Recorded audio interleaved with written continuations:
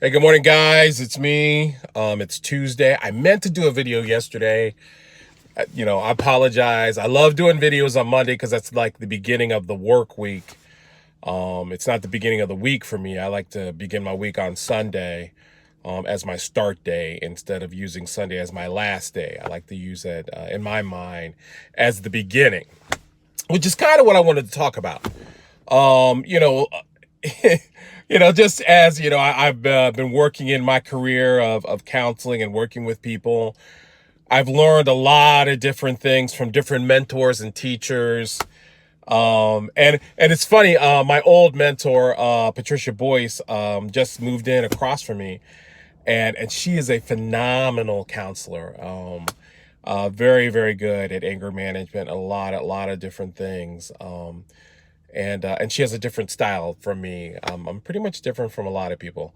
That doesn't necessarily mean that I'm better. It just means that I'm different.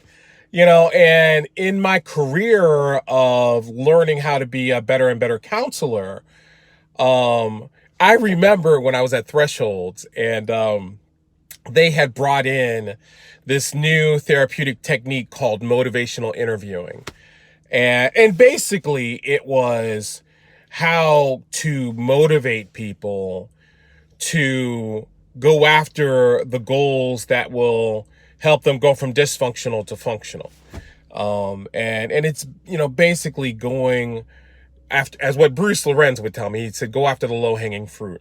Um, Talk about the issues that your client wants to talk about, not the issues that you think are important, but the issues that they feel comfortable talking about first. And I remember doing that, which was easy for me because I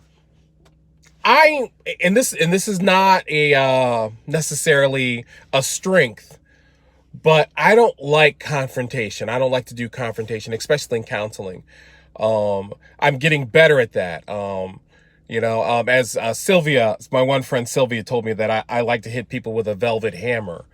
I don't want to just, knock down your wall and just run into your living room. It feels like, a home invasion, if you think about it.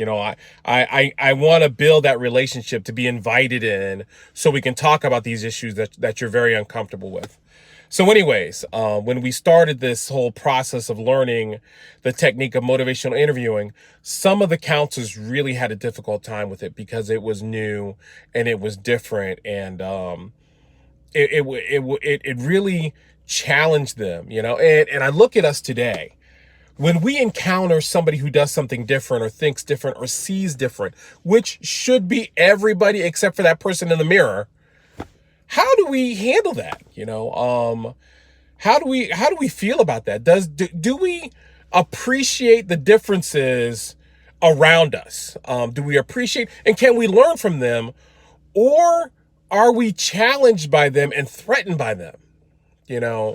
Because to me, it's a sign of our own level of confidence and self-esteem. My ability to learn something new involves me experiencing and being exposed to new things.